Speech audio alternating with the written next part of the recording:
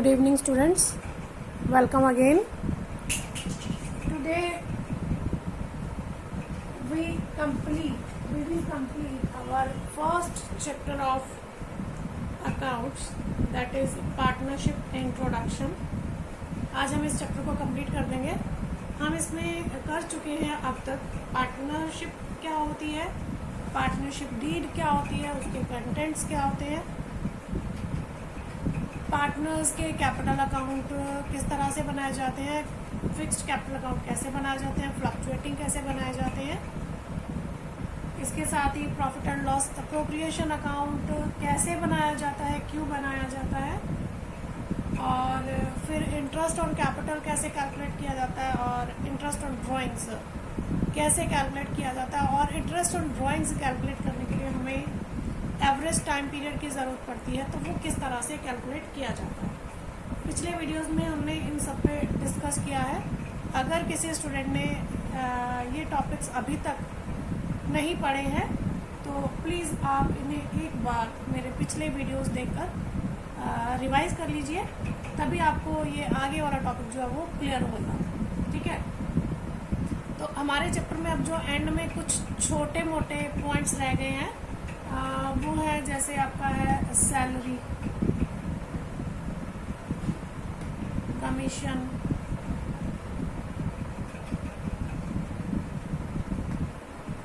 Fees etcetera. ठीक है, इसके अलावा रेंट है आपका, कैपिटल रेशो में प्रॉफिट या लॉसेस को किस तरह से डिस्ट्रीब्यूट किया जाता है. तो ये मैनेजर का कमीशन है, जो आपका मेन पॉइंट है मैनेजर कमीशन. तो ये कुछ छोटे छोटे पॉइंट्स हैं जो आज हम डिस्कस करेंगे और इन्हें कंप्लीट कर देंगे. तो आइए सबसे पहले बात करते हैं सैलरी, कमीशन और फीस की.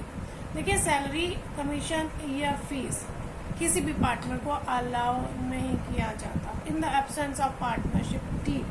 हाउएवर, अगर हमारा पार्टनरशिप डीड अलाउ करता है, तो अगर कोई पार्टनर अपना एक्स्ट्रा टाइम डिवोट करता है, अपने एक्स्ट्रा स्किल्स का इस्तेमाल करता है बिजनेस को बढ़ाने के लिए, तो उसे उस पर्पस के लिए कोई salary, commission, fees, bonus allow किया जाता है. ठीक है, अब ये क्यों अलाउ किया जाता है? पार्टनर को कंपनसेट करने के लिए, टू कंपनसेट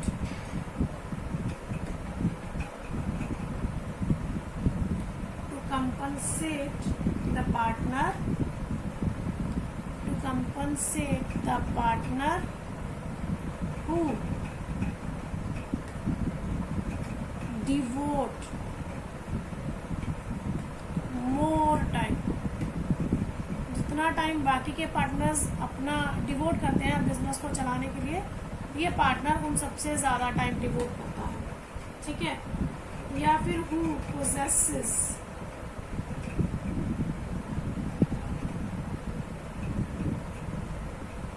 मोर स्किल्स, यानी अपने एक्स्ट्रा स्किल्स लगाता है, अपने एक्स्ट्रा एफर्ट्स लगाता है बिजनेस की प्रॉफिट्स अर्न करने के लिए, बिजनेस की सर्वाइवल के लिए. ठीक है, या फिर who has small profit share,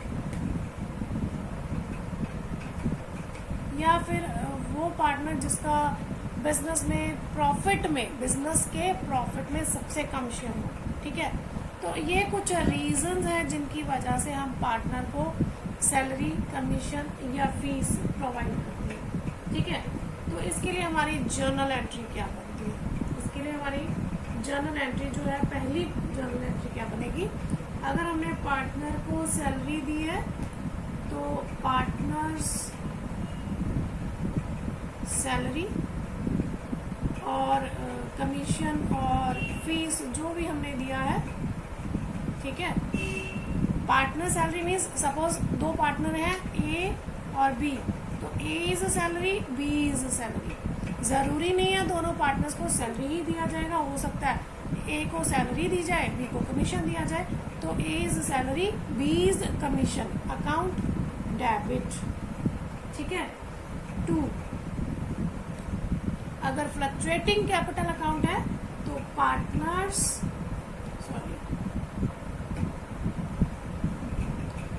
partners capital account. लेकिन अगर आपका कैपिटल फिक्स है, ठीक है, हमारी पार्टनरशिप डीड कहती है कि पार्टनर्स का जो कैपिटल है वो फिक्स रहेगा, तो उस केस में कैपिटल की जगह क्या आ जाएगा जी, पार्टनर्स करंट अकाउंट। याद कीजिए, जब हमने fixed and fluctuating capital account की बात की थी तो हमने कहा था कि अगर हमारे कैपिटल फिक्स है तो उस केस में कैपिटल अकाउंट के साथ साथ हमारे करंट अकाउंट्स बनते हैं। करंट अकाउंट्स में पार्टनर्स के जो भी एडजस्टमेंट्स होते हैं, अप्रोप्रिएशंस होते हैं, वो सारे करंट अकाउंट्स में शामिल किए जाते हैं। उसके बाद क्या होता है जी, अब ये पार्टनर्स के कैपिटल अकाउंट में तो चले गए, अब इनको हमें ट्रांसफर करना होता है P&L अप्रोप्रिएशन में। तो सेकेंड एंट्री हमारी हो जाएगी P&L appropriation account debit to partners salary, commission और फीस। ठीक है जी, क्योंकि ये पार्टनर से रिलेटेड है तो ये हमें प्रॉफिट एंड लॉस अप्रोप्रिएशन में ही शो करने होते हैं। ठीक है जी, तो ये था हमारा टॉपिक सैलरी, कमीशन, फीस। अब बात करते हैं हम रेंट की। ठीक है, सपोज करो आप और मैं पार्टनरशिप में एक बिजनेस चला रहे हैं। ठीक है, सपोज ये साई एक्सपर्ट कोचिंग क्लासेस चला रहे हैं, तो जिस जगह बैठकर मैं आपको टीच कर रही हूँ, क्लासेस रिकॉर्ड कर रही हूँ, तो ये जो बिल्डिंग है ये मैंने आपको प्रोवाइड की, बिजनेस को, साई एक्सपर्ट क्लासेस को प्रोवाइड कर दी। ठीक है, अब बदले में वो मुझे क्या देते हैं, रेंट देते हैं। क्या देते हैं जी, मुझे रेंट देते हैं, क्योंकि मेरी बिल्डिंग है तो मैं ऐसी थोड़ी ना दे दूंगी किसी को इस्तेमाल करने के लिए। मेरे अलावा और भी जो बंदे इस कोचिंग सेंटर में होंगे वो भी इस बिल्डिंग को इस्तेमाल करेंगे रिकॉर्डिंग के लिए, तो मुझे बदले में क्या मिलेगा, रेंट। बट ये पार्टनर से रिलेटेड नहीं है, ये बिजनेस से रिलेटेड है। बिजनेस ऑपरेशंस जो रेगुलर होने हैं उनसे रिलेटेड है। तो ये हमारा P&L अप्रोप्रिएशन अकाउंट में जाएगा, नो, ये जाएगा हमारा P&L profit and loss account में। अब क्योंकि ये बिजनेस का खर्चा है तो एंट्री हो जाएगी rent account debit to P&L account. Means अगर हमें क्वेश्चन में रेंट दिया हुआ है तो हमें पहले P&L अकाउंट बनाना होगा, उसमें हम रेंट शो करेंगे, एक्चुअल नेट प्रॉफिट निकालेंगे और उसे ट्रांसफर किया जाएगा profit and loss appropriation account. इसी तरह से interest on loan, interest on loan, अब पार्टनर ने फर्म को कोई लोन दे रखा है। ठीक है, तो अब फर्म के पास क्या आया, जब लोन दिया तो फर्म के पास क्या आया, कैश आया। कैश और बैंक, चेक दिया तो हम बैंक लिख देंगे, अगर तो कैश दे दिया तो कैश लिख देंगे। अकाउंट डेबिट टू क्या लिखेंगे, पार्टनर्स लोन। यहाँ पे ना तो हमारा कहीं पार्टनर का कैपिटल अकाउंट आया, ना ही हमारा करंट अकाउंट आया, ना ही हमारा प्रॉफिट एंड लॉस एप्रोप्रिएशन आया। क्या आया, कैश और bank account debit to partners loan account. ठीक है, तो इसका मतलब जब हम इंटरेस्ट चार्ज करेंगे, यानी अब हमने लोन लिया, फर्म ने लोन लिया तो उसे इंटरेस्ट देना होगा, तो उसके लिए वो क्या हो जाएगा, एक्सपेंडिचर हो जाएगा। तो क्या लिखेंगे, interest on partners loan account debit to किसे करेंगे, क्रेडिट किसे करें, बताइए कहाँ जाएगा ये, P&L अकाउंट में। ठीक है, ये कहाँ जाएगा, हमारा P&L अकाउंट में जाएगा। ये हमारे P&L अप्रोप्रिएशन में नहीं शो किया जाएगा। ठीक है जी, इंटरेस्ट ऑन समझ में आ गया। अगर रेंट है तो भी आपका P&L अकाउंट में जाएगा, और अगर इंटरेस्ट ऑन पार्टनर्स लोन या थर्ड पार्टी से हमने बैंक से कोई लोन लिया है फिर तो हमारा वो P&L में ही जाना था। बट अगर पार्टनर ने भी फर्म को लोन लिया है तो वो भी आपका कहाँ जाता है, P&L अकाउंट में ही जाता है, अप्रोप्रिएशन में नहीं जाता है।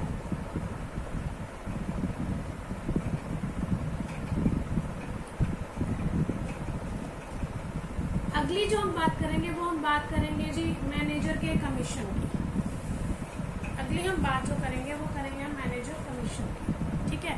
अब इसमें ना हमारे पास 2 पॉइंट्स आते हैं, before charging commission, after charging commission, ठीक है। तो अब हम कैसे इनको सॉल्व करेंगे, हम क्या कर रहे हैं, मैनेजर्स कमीशन और पार्टनर्स कमीशन कह सकते हो आप, कुछ भी कह सकते हो। हमारा जो टॉपिक है उसका नाम मैनेजर्स कमीशन ही लिखा गया है, ठीक है, मैनेजर्स कमीशन। अब ये हमारा 2 तरीके से होता है, before charging commission, before charging commission means suppose A ने फर्म को कोई लोन दिया या कोई कॉन्ट्रैक्ट कराया, तो बदले में ए को जो है वो कमीशन मिलता है 5% का ऑन प्रॉफिट, ठीक है।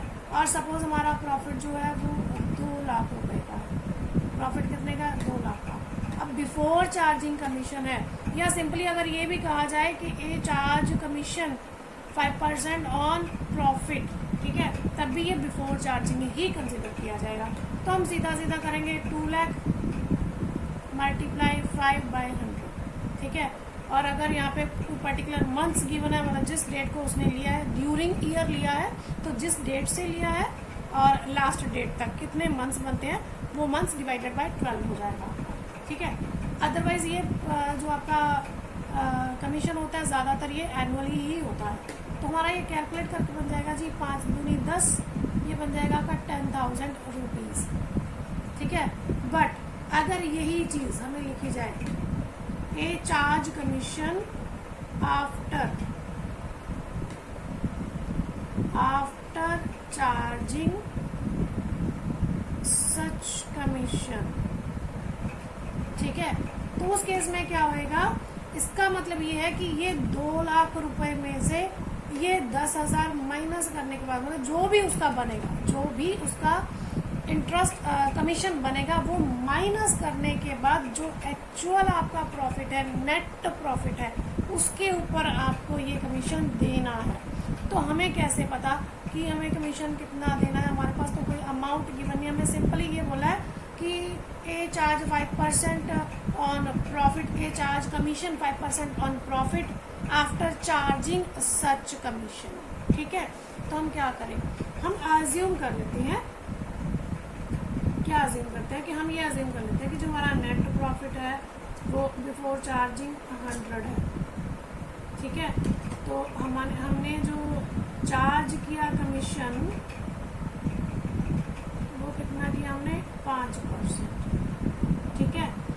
ये हमारा नेट प्रॉफिट है आफ्टर चार्जिंग, ठीक है। लेकिन हमने 5%, 100 के ऊपर 5% चार्ज किया तो 5 रुपये हो गया। तो इसका मतलब हमारा जो प्रॉफिट था वो कितना था, 105, ठीक है। 105 में से हमने 5 रुपीज़ कमीशन चार्ज किया, तो हमारा नेट प्रॉफिट कितना बचा हमारे पास, 100 रुपीज़ का, ठीक है। तो हम यहाँ पे इसे कैसे कैलकुलेट करेंगे, तो हमारा जो एक्चुअल अमाउंट कितना है, 2 लाख का, ठीक है, मल्टीप्लाई हमारा कितना है, रेट ऑफ इंटरेस्ट कितना है, 5 डिवाइडेड बाय, अब हम 100 नहीं करेंगे, हमारा प्रॉफिट था कितना, 105, कितना था, 105 के पीछे हमने 5 रुपये का प्रॉफिट कमीशन प्रोवाइड किया, 105 के पीछे 5 रुपये का हमने कमीशन प्रोवाइड किया, तब हमारा 100 बचा है। तो इसका मतलब डिवाइड बाय 105। अब हम इसे कैलकुलेट करेंगे, कैलकुलेट करके हमारा जितना अमाउंट आएगा वो हमारा कमीशन हो जाएगा, लेकिन आफ्टर चार्जिंग होगा, ठीक है जी। तो इस तरह से हम मैनेजर का कमीशन कैलकुलेट कर लेते हैं। एक एग्जांपल कर लेते हैं इस क्वेश्चन की, इस पर्टिकुलर पॉइंट की, क्योंकि थोड़ा सा कंफ्यूजिंग लगता है स्टूडेंट्स को कि ये कैसे किया जाए। तो देखिए हम एक एग्जांपल के ज़रिए इसको समझते हैं कि ये कैसे सॉल्व किया जा सकता है।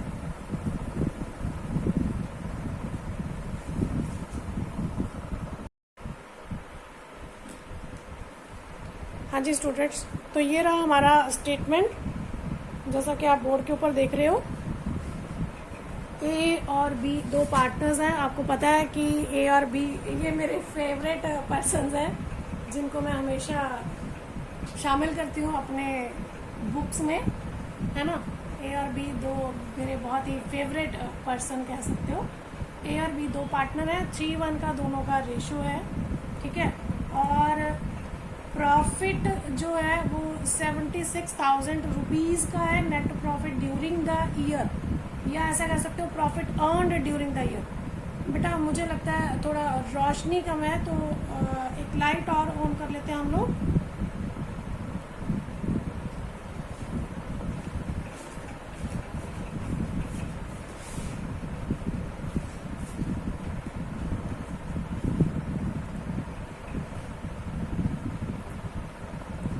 हाँ जी, तो हमारा earned profit during the year है 76,000 rupees, but before providing rent rupees 2,000 per month to ए। कहता है ये जो 76,000 रुपीज़ है ना, ये हमने अर्न किया है, लेकिन अभी हमने ए को रेंट देना था 2,000 पर मंथ, यानी 24,000 रुपीज़, जो अभी तक हमने दिया नहीं है, ठीक है।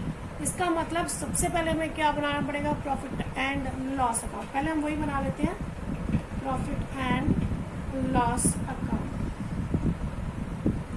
बुक में थोड़ा किसी और तरीके से किया, उन्होंने सीधा प्रॉफिट एंड लॉस अप्रोप्रिएशन बनाकर उसमें से डायरेक्टली माइनस किया, बट हम ऐसे नहीं करेंगे, हम अपना प्रॉपर वे से चलेंगे। कैसे करना है, तो बाय प्रॉफिट हमारा कितना है जी, 76,000 टू रेंट टू ए कितना है जी, 2,000 पर मंथ, यानी 2,000 मल्टीप्लाई 12, 24,000, ठीक है। तो अब हमारा टोटल लगा लेते हैं, क्योंकि इसके अलावा और कोई आइटम हमारा नहीं है जो इसमें जाएगा। 76,000, तो आपका देखिए 76,000 माइनस 24,000 52,000, तो हमारे पास टू प्रॉफिट ट्रांसफर्ड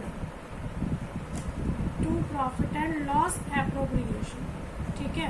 कितना है हमारा 52,000। मेरे पास स्पेस कम था तो मैंने नीचे करके लिख दिया, अदरवाइज आपको सिमिलर लाइन में लिखना है, बिल्कुल सामने, अमाउंट के बिल्कुल सामने, ठीक है। उसके बाद हमारा क्या बनेगा जी, प्रॉफिट एंड लॉस एप्रोप्रिएशन, ठीक है। लेकिन उसके पहले हम देख लेते हैं आगे क्वेश्चन क्या कहता है।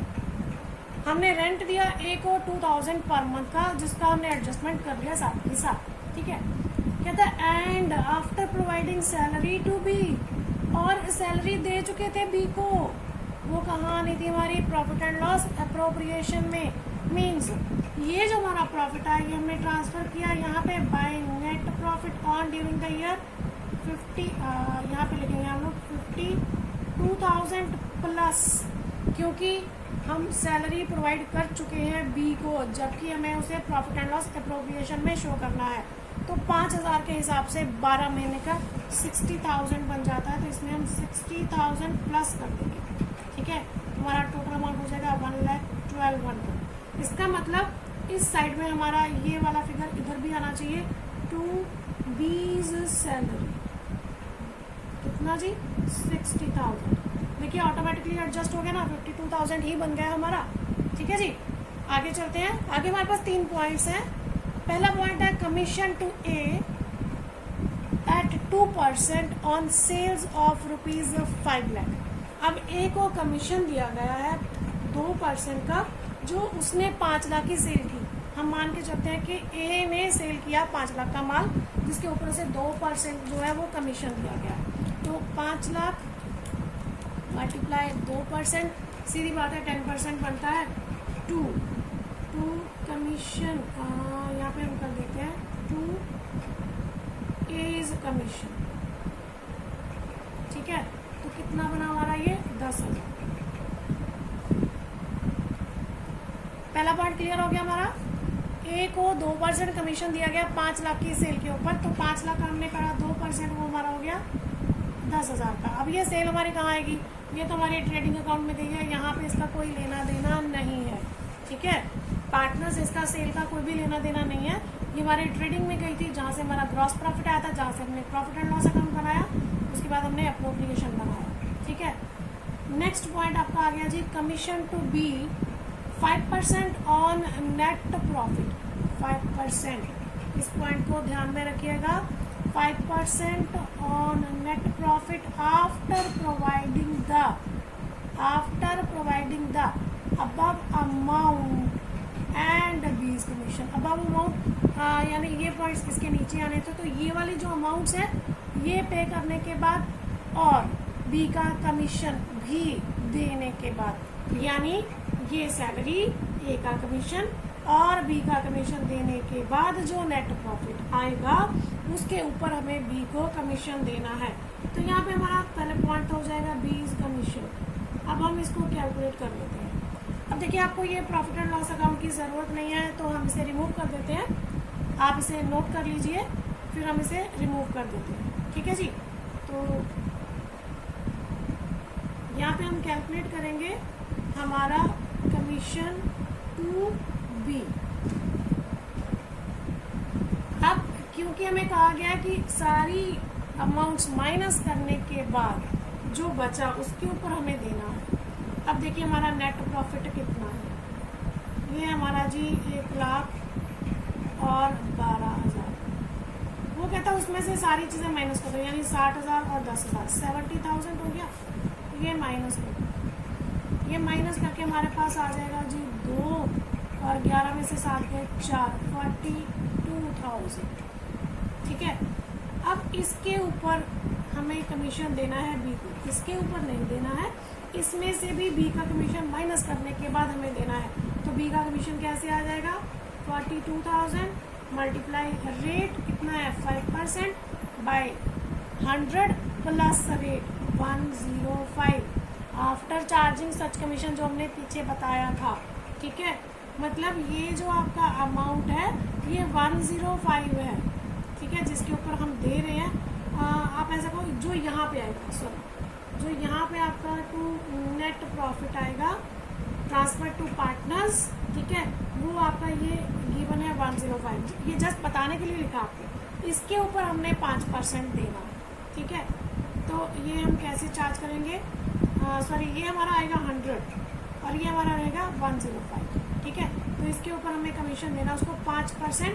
तो इसको हम कट करेंगे तो 21 2 42, तो आपका आ गया 2000। तो बीज कमीशन कितना आ गया आपका 2000। ठीक है जी। अब उसके बाद क्या है, वो कहता है transfer 10% of net profit to general reserve. ये एक हमारा पॉइंट रह गया था जनरल रिजर्व का। हम हमेशा अपने प्रॉफिट में से कुछ अमाउंट सेव करके रखते हैं। जैसे फॉर एग्जांपल आपको पॉकेट मनी मिलती है महीने की शुरुआत में, सपोज आपको 5,000 का पॉकेट मनी का मिलता है पूरे महीने के लिए, जिसमें से आपने अपनी शॉपिंग भी करनी है, आपने अपनी बुक्स भी लेनी है, आपका जो भी खर्चा है वो सारा उस 5,000 में से करना है। तो आप क्या सोचते हो, यार अगले महीने ना शादी आने वाली है, तो अगले महीने तो मेरी सारी पॉकेट मनी खत्म हो जाने वाली है, बल्कि कम पड़ेगी मुझे, तो क्यों ना मैं इस महीने बचा कर रख लूँ। तो आपने क्या किया, उस 5,000 में से हर महीने 1,000 रुपया आप अलग से निकाल के रख लेते। वो आपका क्या है, आपकी सेविंग्स है, जो आपके फ्यूचर में आपके काम आती है। ठीक है, तो यहाँ पर भी बिजनेस में भी ऐसे ही प्रॉफिट में से कुछ हिस्सा सेव करके रखा जाता है, जिसे रिजर्व्स में कन्वर्ट कर दिया जाता है, जनरल रिजर्व कहा जाता है। ठीक है, जनरल रिजर्व कहा जा सकता है, कंटिजेंसी रिजर्व कहा जा सकता है। ठीक है, कई बार खाली सिंपल रिजर्व भी कह दिया जाता है। तो ये एक ऐसा फंड होता है जो हम क्रिएट करके हम यानी प्रॉफिट में से एक अमाउंट अलग से निकाल के रख लेते हैं फ्यूचर की कंटिजेंसीज को सॉर्ट आउट करने के लिए। ठीक है, तो यहाँ पर भी उसने यही कहा है 10% of net profit to general reserve after all appropriation, यानी ये सारी एडजस्टमेंट्स करने के बाद जो हमारा नेट प्रॉफिट है उसमें से हमें 10% देना है। अब ये हम कैसे कैलकुलेट करेंगे, देखिए पहला पॉइंट जो था आपका 2000 वाला, वो तो हम P&L में एडजस्ट कर चुके हैं। दूसरा पॉइंट हमारा ये आया, तीसरा 5,000 वाला, फिर ए का कमीशन हमारा ये रहा, बी का कमीशन भी हमारा यहाँ आ गया। ठीक है, तो अब हमें क्या चाहिए, हमें जनरल रिजर्व में ट्रांसफर करना है। तो यहाँ पे हम लिखेंगे to general reserve, to general reserve. अब हम क्या करेंगे, 1,12,000 में से ये सारी चीज़ें माइनस कर देंगे, कितनी है 72 2,000, तो ये आपके पास कितना बचा जी 40,000। ठीक है जी, तो हम क्या करें 40,000 का 10% कितना हो जाएगा 4,000। 40,000 का 10% कितना हुआ 4,000। तो 4,000 अमाउंट हमने सिक्योर करके रख लिया अपने फ्यूचर के लिए। तो ये आपका क्या हो गया जी जनरल रिजर्व। ठीक है जी, अब हमारे पास कोई भी पॉइंट नहीं बचा जिसे हमें एडजस्ट करना है, तो एंड में हम क्या करते हैं जी हम टोटल लगाते हैं और प्रॉफिट कैलकुलेट करते हैं।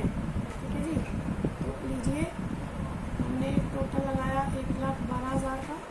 हमेशा मैं आपको एक बात बोलती हूँ कि जो टोटल होता है उसे डबल लाइन से क्लोज कर दिया जाता है कि हमारा यहाँ पे अकाउंट जो है वो फिनिश हो चुका है। अब हम कैलकुलेट करते हैं। अब देखिए ये नेट प्रॉफिट जाना किस किस को है, ए को और बी को। ठीक है, अब हम पहले इसको कैलकुलेट कर लेते हैं।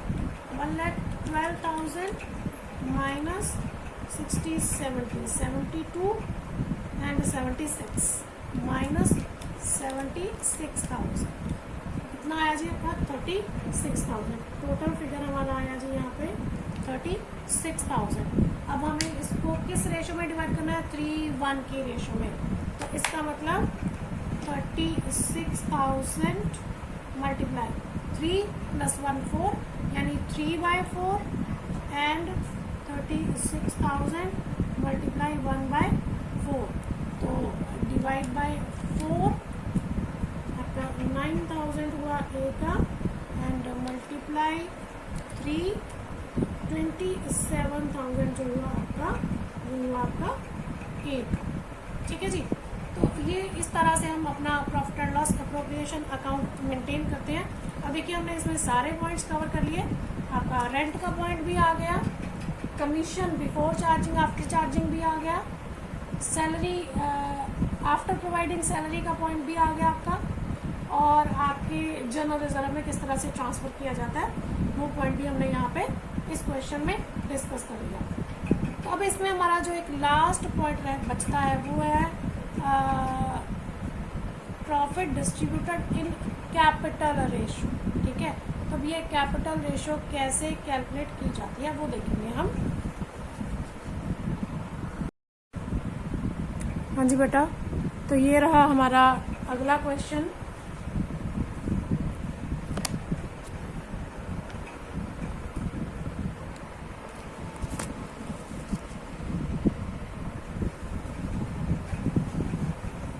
देखिए यहाँ पर भी हमारे पास मेरे फेवरेट दो पार्टनर हैं ए एंड बी। अब देखिए दोनों ने कंट्रीब्यूट किया 1 अप्रैल को, यानी बिजनेस की शुरुआत की और कैपिटल का इन्वेस्टमेंट किया। 20,000 का ए ने किया और 15,000 का बी ने किया। ए ने फिर साल के दौरान 1 सितंबर को एडिशन कर दिया 8,000 का, यानी और कैपिटल इंट्रोड्यूस कर दिया। बट बी ने 1 दिसंबर को इंट्रोड्यूस किया 10,000। ठीक है, और कहता पूरे साल के दौरान प्रॉफिट हमने अर्न किया 20,320 रुपये का, यानी profit earn during the year 20,320 rupees. ठीक है, कहता distribute profit in capital ratio, इसको कैपिटल रेशो में डिस्ट्रीब्यूट करें। अब कैपिटल रेशो कैसे कैलकुलेट करेंगे हम, तो कैपिटल रेशो कैलकुलेट करते हैं तो सबसे पहले देखिए हम ए की बात करते हैं। तो देखिए ए का कैपिटल जो है ऐसे कर लेते हैं हम, यहाँ पे लिखते हैं डेट। ठीक है, यहाँ पे लिखते हैं हम अमाउंट। ठीक है, यहाँ पे लिखते हैं मंथ और यहाँ पे लिखते हैं प्रोडक्ट फॉर ए। ठीक है, तो 1 अप्रैल तो उसका अमाउंट कितना है जी 20,000। ठीक है, और उसने कब एडिशन किया सितंबर 1 को, कितने का 8,000 का, यानी 1 सितंबर को उसकी कैपिटल कितनी होगी 28,000। ठीक है, अब देखिए 1 अप्रैल तक 1 अप्रैल से लेके 1 सितंबर तक आपको याद होगा जब हमने इंटरेस्ट ऑन कैपिटल कैलकुलेट किया था तो उसमें भी जब हमारे पास कभी विड्रॉल था, कभी इन्वेस्टमेंट था, कभी विड्रॉल था, कभी इन्वेस्टमेंट था, तब हमने प्रोडक्ट मेथड इस्तेमाल किया था। ठीक है, तो यहाँ पर भी हम प्रोडक्ट मेथड ही लगाएंगे, यानी पहली डेट से लेके जिस डेट तक है उस डेट तक हम मंथ्स कैलकुलेट करेंगे। अप्रैल टू सितंबर, अप्रैल मई, जून, जुलाई, अगस्त, क्योंकि आगे क्या है 1 सितंबर, फर्स्ट है, इसका मतलब सितंबर का मंथ तो काउंट ही नहीं करेंगे। तो कितने महीने हुए? 5 मंथ्स हुए। आपकी बुक में बेटा ये गलत दिया हुआ है, आपकी बुक में ये गलत दिया हुआ है, ध्यान रखना, आपकी बुक में गलत दिया हुआ है। उन्होंने किया दूसरे तरीके से, हम उस तरीके से भी कर सकते हैं, बट उस तरीके से भी उनका जो क्वेश्चन का आंसर है वो गलत है। ठीक है, कितने महीने हुए? 5 महीने। हम आसान करके कर लें, प्रोडक्ट कर लेते हैं, कितना हो जाएगा? 1,20,000 को 5 से मल्टीप्लाई करेंगे, कितना बन जाएगा? 1 लाख। ठीक है, अब आगे कितने महीने बचेंगे? सिंपल बात है, अगर 12 महीने, क्योंकि इसके बाद तो उसने कोई और एडिशन ही नहीं करा, ना कोई विड्रॉ करा, तो हमारे पास टोटल 12 महीने होते हैं। तो कितने महीने बचे? 7। और अगर काउंट भी कर ले तब भी ये सितंबर, अक्टूबर, नवंबर, दिसंबर, जनवरी, फरवरी, मार्च, 6 और 1 7 महीने। तो 28,000 मल्टीप्लाई 7, ये आपका हुआ 1,96,000। इसका मतलब ए का जो टोटल हम कैपिटल रेशो में इस्तेमाल करेंगे 2,96,000। अब इसी तरह से कर लेते हैं फॉर बी। तो इसका भी पहला जो है वो अप्रैल 1 ही रहेगा। अमाउंट कितना है जी? 15,000 का। दूसरा जो है उसका दिसंबर 1 को, ठीक है, कितना? 10,000 का, इसका 25,000 का अमाउंट हो जाएगा। ठीक है, अब मंथ्स ले लीजिए, तो आपके 1 अप्रैल से लेकर 1 दिसंबर तक, अप्रैल, मई, जून, जुलाई, अगस्त, सितंबर, अक्टूबर, नवंबर। 1 दिसंबर है तो दिसंबर काउंट नहीं करेंगे। नवंबर, कितने मंथ्स हुए? 8 मंथ्स। इसका मतलब पीछे रिमेनिंग बचेंगे आपके 4, क्योंकि 12 मंथ्स होते हैं। तो दिसंबर, जनवरी, फरवरी, मार्च। ठीक है जी, तो मल्टीप्लाई कर लेते हैं। 15,000 मल्टीप्लाई 8, 1,20,000। ठीक है, और 24,000 1 लाख हो जाएगा आपका। 24 इंटू 4, 25 इंटू 4 कितना आ जाएगा आपका? 100, तो आपका बना 1 लाख। ठीक है जी, तो इसका टोटल आपका हो गया 2,20,000। ठीक है, तब दोनों का हमारा कैपिटल आ गया, तो इसका मतलब इनका कैपिटल रेशियो,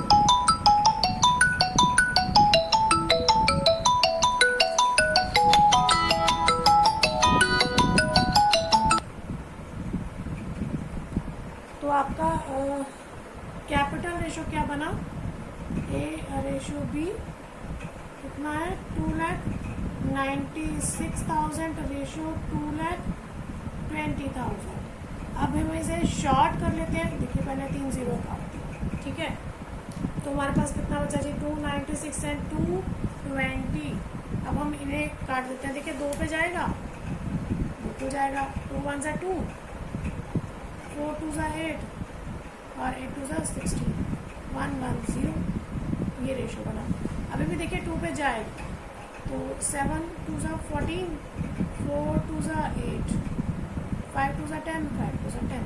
यानी हमारा रेशो, अब देखिए अब ये दोनों कट नहीं होंगे, क्योंकि ये 55 है, ये 5 पे जाएगा, इसके अलावा किसी पे नहीं जाएगा।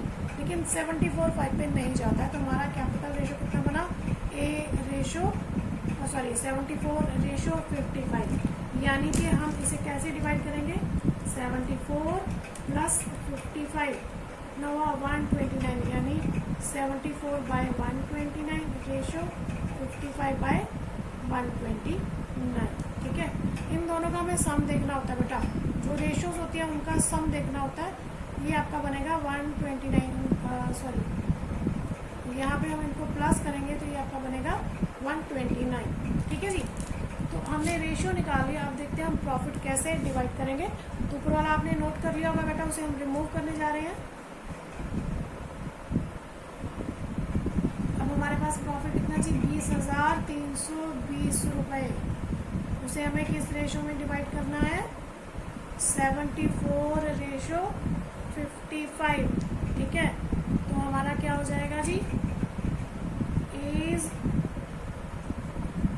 प्रॉफिट या is share in profit 20,320 multiply 74 by 129। ठीक है जी, तो 20,320, ठीक है, मल्टीप्लाई 74 डिवाइड बाय 129, ये आपका आया जी 11656.43। तो हम इसे राउंड फिगर कर लेते हैं, 11656 ले लेते हैं, क्योंकि 0.4 है तो हम एज इट इज लेते हैं। अगर 0.5 से ज़्यादा हो जाता तो हम इसको 6 की जगह 7 कर देते हैं। अब इसी तरह से 20 प्रॉफिट 20,320 मल्टीप्लाई 55 बाय 129, तो आपका आएगा 20,320 मल्टीप्लाई 55 डिवाइड बाय 129, ये आपका आया जी 8663.5। ठीक है, 8663.5 है।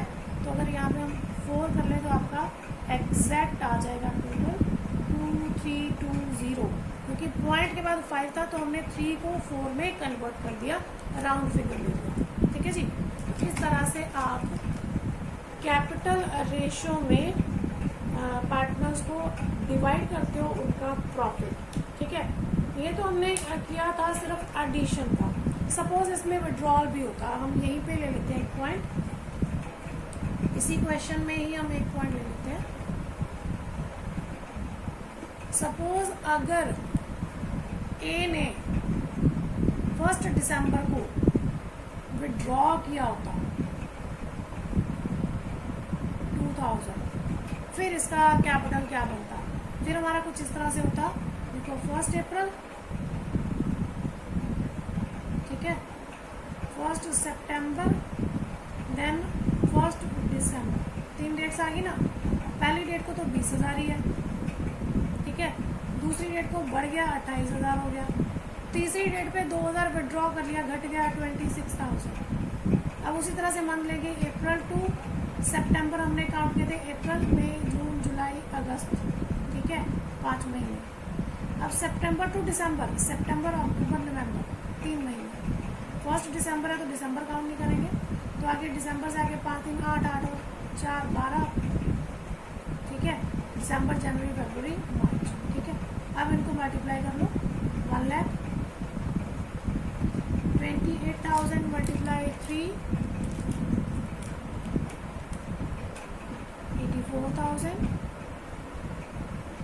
and 26,000 multiply 4, 1,04,000।